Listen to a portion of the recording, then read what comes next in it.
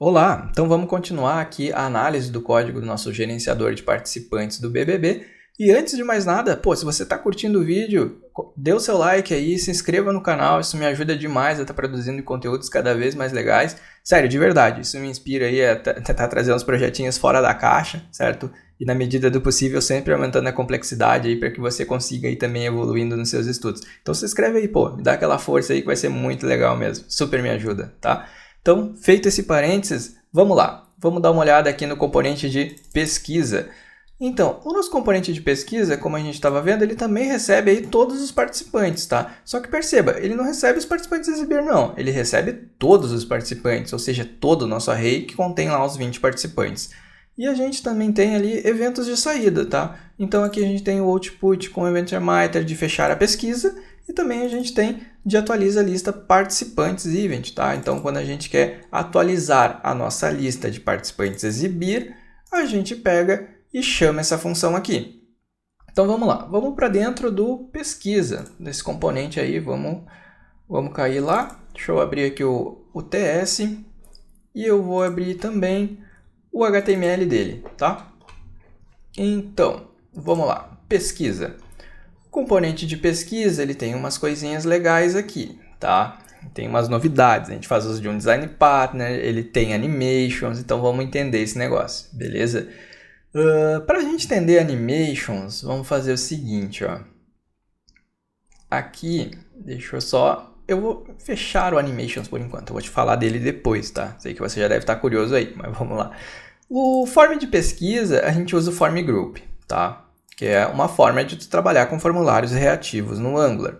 E a gente tem também aqui as UFs, que vai aparecer no nosso filtro aqui, ó. Se eu vier para cá, ó, e vier em filtrar, a gente aparece o nome, as UFs estão todas aqui, certo? E a gente pega também aqui os status, tá? Isso aqui eu já tinha mostrado, as UFs estão sendo populadas ali. Ok. Beleza, então aqui estão as variáveis que a gente vai popular mais abaixo. E aqui a gente tem um Form Builder. Quando a gente trabalha com formulários reativos no Angular, a gente cria uma variável do tipo Form Group e a gente usa o Form Builder para fazer a construção aí de um grupo que faça parte desse formulário, tá? Como assim? Aqui a gente tem o ID, a UF e o status. E, ok, como é que isso funciona lá no HTML? A gente define aqui uma propriedade form group, certo? Um atributo específico que o Angular que a gente traz para cá e dá um nome para ele. E aí o que acontece? A gente pode usar também aqui o form control, tá? Por exemplo, o form control name ID, UF e status, se a gente for pegar aqui no nosso pesquisa, ele está tudo aqui, ó, ID, UF, status, tá? Dessa forma a gente consegue manipular o formulário de uma forma bem mais simples, ok? O Angular fornece isso para a gente através do Form Builder, Form Group e formulários reativos de forma geral. Ah, legal, então é só eu chegar, chamar importando Form Builder, Form Group, sair fazendo as coisas que vai tudo dar mil maravilhas, Douglas, é isso? Não, calma aí, tem um detalhe, tá? Um detalhe muito importante, que às vezes eu esqueço de mencionar, mas tá aqui, muito importante. Você tem que importar do Angular Forms o Forms Model e o Reactive Forms Model. E quando você importa aqui, você precisa declarar ele no módulo que você for utilizar. Como a gente está usando no módulo geral da nossa aplicação, é aqui que eu estou declarando, tá? Então aqui eu venho e declaro os dois. Porque se eu não faço isso, vai me dar um erro na tela. Ele vai dizer que, olha, não estou identificando esses caras aí não, tá? Não sei quem é o Form Group, Form Control Name, então dá erro para mim, certo? Então só para deixar isso bem claro. Depois a gente tem aqui os nossos inputs, então, que é o estado da pesquisa e os participantes. Douglas, o que é o estado da pesquisa? Que negócio é esse? A pesquisa é o seguinte, ela tem um estado. O estado da pesquisa ela é aberta ou fechada, que seria o estado ali na nossa HTML, quando a gente vem aqui eu estou no estado aberto, a minha pesquisa está aparecendo, tá? Se eu vier aqui em fechar, minha pesquisa está no estado fechado, beleza? Então vamos lá, vou deixar ela no estado aberto. E aqui, essa variável aqui, ela é uma string mesmo, tá? Então, é aberto ou fechado, o estado da pesquisa. E aí, se eu vier para cá, ó, aqui eu inicializo ela com o valor fechado, ok? E aí, legal. Aí, quando eu abro ela, quando eu clico em abrir lá no pesquisar, para isso eu tenho que voltar aqui no meu app component de novo, ó. Eu tenho um botão aqui que está... Não, na verdade, minto. Eu tenho que vir aqui, ó. no meu app pesquisa, peraí que eu preciso abrir o HTML. Aí, cadê esse cara? Não, tô viajando aqui, ó, tá aqui mesmo, peraí. Limpar filtros, filtrar, tá aqui, meu Deus, me perdi no código. Isso foi eu que fiz e não faz muitos dias não, hein, galera. Acontece, tá? Quem é dev já sabe como é que é. Então, beleza. Então, aqui tem o abrir menu, tá? Quando eu chamo abrir menu, eu venho aqui para baixo, ó, e aí eu chamo o quê? Abrir menu, o estado pesquisa eu coloco aberto. E se eu fecho a pesquisa, eu coloco o estado como fechado, tá? E eu fecho a pesquisa quando? Eu fecho a pesquisa quando eu pego aqui e tem um evento fechar pesquisa event que chama a função de fechar pesquisa, tá? Beleza? Então, dessa forma eu controlo o estado da minha pesquisa, que é aberto ou fechado. E aí, só para a gente entender essa partezinha antes de avançar, a gente vem para o Animations aqui, tá? E o Animations, como é que ele funciona? Ele tem uma trigger, que é o estado da pesquisa. Quando o estado da pesquisa for fechado, o que ele vai fazer? Ele vai aplicar um CSS, que vai dizer que o translate aqui vai ser de 100% e 0, tá? Ou seja, esse translate aqui faz com que a nossa pesquisa ela saia da tela. Então, se a gente vier para cá, ó, fechei, a pesquisa saiu da tela, tá? Ela não existe mais aqui na nossa área de visualização. Agora, se eu colocar aqui para filtrar, ele abre, a pesquisa ela volta para a tela. Como que a gente faz isso? Quando o estado for aberto, a gente coloca um translate de 0% e 0% e diz que ele vai ficar aqui alinhado ali a 0, né, na nossa direita. Ou seja, vai aparecer direitinho ali naquele cantinho da direita que nem a gente acabou de ver. E a gente tem também o transition. O transition ele diz que de fechado para aberto ou vice-versa, a gente vai aplicar uma animação de 200 milissegundos do tipo easy in, tá? E a mesma coisa a gente vai fazer aqui embaixo ó, com background. Background é aquele carinha aqui, ó, que é esse pretinho que a gente deixa opaco aqui, que a gente mostra lá os participantes lá atrás, tá? Então a gente tem dois elementos aqui. A gente tem o filtro de pesquisa com formulário e a gente tem mais uma div aqui que seria o background geral para aplicar esse efeito, tá? Isso a gente consegue ver aqui no formulário de pesquisa, ó, background pesquisa e o pesquisa. E aí, no CSS aqui a gente já tem algumas informações, ó. A gente tem a definição da nossa pesquisa, do nosso CSS, né? E a gente tem também o nosso background de pesquisa também definido aqui, utilizando uma cor preta com uma opacidade, certo? Para a gente conseguir enxergar os participantes que estão lá atrás. E a gente aqui tem um ajuste para o mobile, só para dizer que a pesquisa vai ocupar 100% da tela. Ok, maravilha, CSS bem simples, tá? E beleza, então nós entendemos parcialmente essa parte, porque a gente está usando o trigger, o state e o transition, tá? Trigger, state e transition aqui no background também, certo? Que a gente definiu a trigger background. Então tá tudo bonitinho aqui, legal. E de onde a gente usa esses caras, né, Douglas? A gente usa daqui, ó. A gente traz lá do Angular Animations, certo? E a gente usa o trigger, state, style, transition e animate. A gente traz todo mundo lá de dentro e começa a usar eles aqui. Então, normalmente, um componente, tá? Ele, por padrão, ele tem o seletor, ele tem o template URL e o style URLs, tá? Que é um array. E, beleza. E aí tem o animations, tá? Que a gente pode declarar logo mais abaixo, certo? Quando você precisar usar animação, você usa dessa forma. E aqui no App Models, você também tem que importar um cara, que é esse cara aqui, ó, o Browser Animations Models. Se não, você vai usar lá o animation da forma que eu acabei de mostrar para você, você vai ter um erro, tá? Se você não importar o Browser Animations aqui. E esse cara, você acha ele dentro do Angular Platform Browser Animations, beleza? Então é muito importante que você também importe esse cara, senão teremos problemas no nosso código. Legal. Então essa parte de animações creio que tenha ficado entendido. Se não ficou, me dá um toque aí, tá? E, de novo, né, depois que você pegar o código lá no GitHub, você pode brincar com isso, fazer suas experiências, certo? Que eu acredito que vai dar tudo certo aí para você. Se não der, a gente vai trocando, vai batendo papo aí pelos comentários, ok? E, bom, vamos lá. Aqui a gente já viu as nossas entradas, nossos eventos de saída, né, que é só para fechar a pesquisa ou atualizar a lista de participantes. Maravilha. Então, assim, o que ficou ali para a gente olhar de pendente, né? As UFs aqui. Como é que a gente popula elas? A gente faz o seguinte, ó.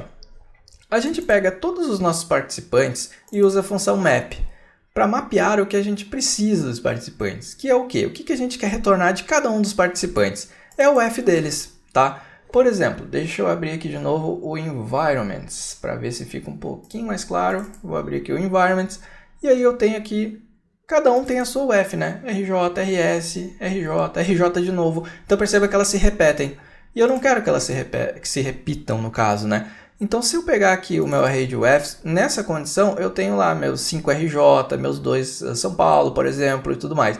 E aí, eu não quero isso, porque eu não quero exibir aqui na minha interface as UFs repetidas. Não, eu não quero.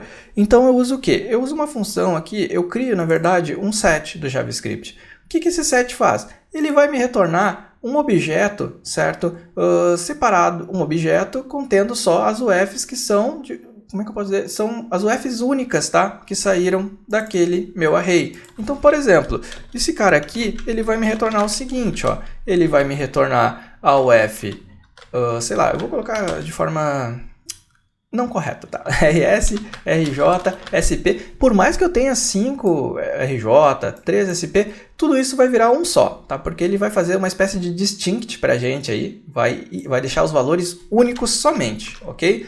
E quando eu faço isso, então eu tenho um objeto, tá, dessas UFs, e depois eu chamo a função arrayFrom para mim ter novamente um array, entendeu? Então, sei lá, se eu tenho várias UFs aqui que são repetidas, quando eu uso set, eu já deixo elas de uma forma única. E depois, como ainda é um objeto, eu preciso pegar o arrayFrom e trazer isso para um array. E aí eu vou ter lá minhas UFs únicas, igual a gente tem aqui na interface, tá? Se eu ver aqui, ó, RJ aparece uma vez, RS, não tem duplicidade aqui. E é daquela forma que eu consigo atingir esse resultado. Entendido?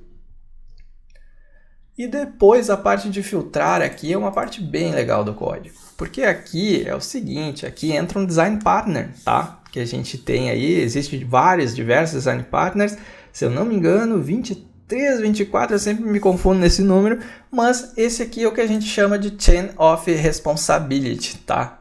Caramba, que massa, né? Tô na aula de Angular aqui e já vou aprender um design partner. É isso aí, com a gente é assim mesmo, tá? Cada vez mais a gente vai trazendo coisas para deixar o código mais limpo, tá? E esse design partner, ele acabou me servindo aqui, pessoal, porque, poxa, eu queria fazer um filtro, na verdade eu fiz um filtro onde a condição era E, né? Por exemplo, eu quero filtrar o cara que seja pelo nome, que seja da UF tal e que seja o status tal. É um filtro condicional, tá? Tudo isso aqui tem que ser verdade para que eu consiga trazer ali o candidato, beleza? Então, ok, eu vou deixar selecione, pesquisei e tá aqui o cara. Então eu queria fazer de uma forma que esse filtro fosse muito fácil, porque se eu não utilizasse esse design partner aqui, tudo ia ser do tipo if e um monte de if até as minhas condições forem atingidas, tá? Então nesse design partner, a gente faz o quê? A gente criou um filtro por status, criou um filtro por UF, criou um filtro por ID, certo? E a gente cria essas classes de filtro e depois a gente diz que o filtro por status, o próximo filtro depois que o filtro por status for executado é o filtro por UF. O próximo filtro, depois que o filtro por UF for executado, o próximo dele é o filtro por ID, certo? E aqui embaixo, ó, a gente diz que o filtro por status, que é o primeiro, ele vai filtrar. Ou seja, pegou aí o Chain of Responsibility, que é uma cadeia, ou seja, está tudo encadeado, eu executei lá, filtro por status, executei, manda filtrar o próximo. Qual é o meu próximo? É o filtro por UF. Filtro por UF foi executado lá dentro. Filtro por UF, executa o próximo, que é o filtro por ID. Ah, filtro por ID. Se tivesse um próximo, eu poderia dizer para o filtro por ID executar um próximo filtro. Então você já está pegando aí que, poxa, se eu quiser criar 20 filtros aqui, eu crio classes diferentes e vou só adicionando aqui da mesma forma que eu fiz. E o que isso traz de ganho? Poxa, fica muito fácil tirar um filtro, colocar um filtro, mudar a ordem se eu quiser, embora não afete muita coisa. Mas sabe, fica muito fácil de gerenciar. Então, sempre que você pegar ou ouvir falar sobre um design pattern, enfim, ele resolve um problema para deixar o código mais organizado, mais limpo. Não é bala de prata, tá? Você não vai sair usando design pattern para tudo quanto é lado, mas você com a experiência, você vai saber identificar quando um é melhor do que outro, tá? Em breve vai ter vídeo aí no canal que eu vou falar de cada um desses design partners, tá? Hoje, atualmente, eu vou saber isso para você, eu lembro de alguns que eu uso com frequência, tem alguns que eu nem me lembro, tá? Eu sei que existem, sei que para determinados problemas tem cada tipo de design pattern, mas beleza, é isso. Eu vou parar por aqui que eu já tô me empolgando, tá? Já vou fazer esse parênteses, vamos voltar aqui para o nosso Angular e entender esse finalzinho aqui, beleza? Até te peço desculpas por isso, mas, pô, eu me empolgo com design patterns, código limpo, é muito legal mesmo. Se você também, pô, vai atrás disso que é o que vai te fazer ser um desenvolvedor diferenciado com certeza, beleza? Então vamos lá. Filtro por pesquisa, vamos entrar aqui no filtro por status, vou abrir aqui o filtro por status. Então aqui, filtro por status, ele faz o quê? Olha, ele implementa uma interface que eu chamei de filtro interface. Essa interface, o que ela tem? Olha, ela tem a definição aqui, dizendo que eu tenho que ter uma propriedade na minha classe que eu vou chamar de próximo. E o próximo é do tipo filtro interface, do mesmo tipo da minha interface.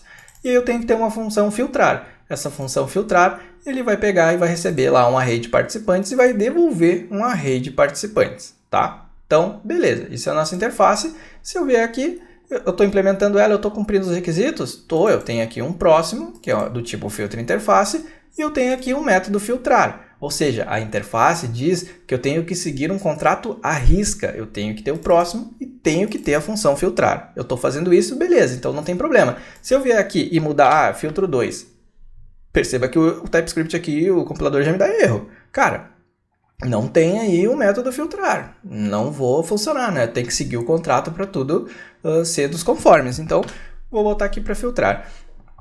E aí, pessoal, todos eles seguem a mesma estrutura, tá? Se eu tenho um status aqui, eu vou lá, eu pego meus participantes e dou um filter pelo status, ok?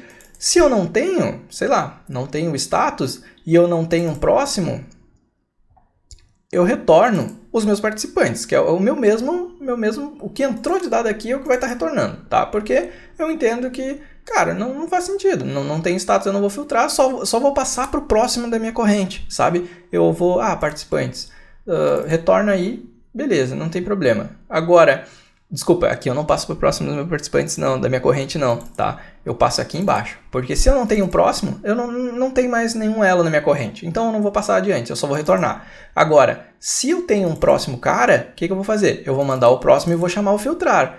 Então, beleza, digamos que eu filtrei por status, ok, agora eu vou filtrar por UF. O UF é o meu próximo aqui em cima, tá? Então eu vou chamar a função filtrar que está aqui dentro, olha só que legal. Então aqui, a mesma estrutura, implementa lá meu filtro interface, tem aqui o próximo, aqui eu estou recebendo a UF que eu vou estar filtrando, e a mesma coisa, tem a UF, filtra, não tem o próximo, retorna os participantes que chegou aí. Ou que chegou não, ou que foram filtrados também, tá? Tem um detalhe, se tem UF eu vou filtrar, se não tem próximo eu vou retornar os caras filtrados, tá? Muito importante isso. E aí, beleza, tem um próximo. Beleza, então eu já filtrei lá pelo status, já filtrei pelas UFs, e agora eu tenho, digamos que o ID. Agora eu vou mandar filtrar pelo ID. Aí eu vou cair aqui no filtro por ID, e mesma coisa, vou fazer a minha validação, vou definir se eu filtro ou não. Se não tem próximo, retorna o que foi filtrado ou o que chegou aqui, e se tem próximo, manda filtrar. Então perceba que, cara, tá muito legal esse código aqui, essa parte do código, tá? Deixa eu vir aqui, deixa eu só salvar isso aqui, e vir no pesquisa, salvar também. Então perceba que o nosso filtro ficou muito, muito, muito legal mesmo. Então ele ficou limpo, ficou organizado. Eu não preciso trabalhar de novo com aquele emaranhado de if, tudo amarrado. E se eu erro alguma coisa, já introduz um bug. Então assim, serviu bem o Chain of Responsibility para essa parte do nosso sistema, tá? E, bom, saindo um pouco desse design pattern aqui, que eu me empolguei, que nem eu comentei com você aí, vamos dar sequência, né? Depois que a gente faz os filtros, a gente pega o formulário e limpa ele, tá? Porque a gente não quer deixar valores lá nele. Por exemplo, se eu vier aqui, ó, eita, até abrir aqui no Ctrl Tab, vir no filtrar, eu vou pegar aqui o Arthur, não quero nenhuma cidade, não quero nenhum status, só vou pesquisar. Pô, já estava com o filtro aqui, né? Limpar. Se eu vier aqui de novo, o Arthur, seleciono, tá? Filtrou aqui o Arthur.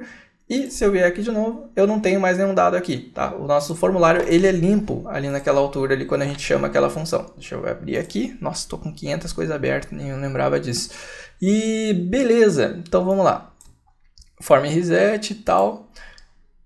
Resetamos, aí a gente pega os participantes filtrados, né? Que a gente chamou a nossa função, depois de tudo que a gente viu lá dos filtros, a gente chamou o método filtrar, beleza? Filtrando os participantes, nós temos o nosso array ali de participantes filtrado bonitinho, passou um por um da nossa corrente ali e filtrou, e depois a gente vai emitir um evento, certo? Com os participantes filtrados. E quando a gente emite esse evento dos participantes filtrados, a gente tem que ir aonde? A gente tem que ir lá no nosso web component de novo. Aqui está o evento, ó, atualiza a lista de participantes e event que chama o atualiza participantes.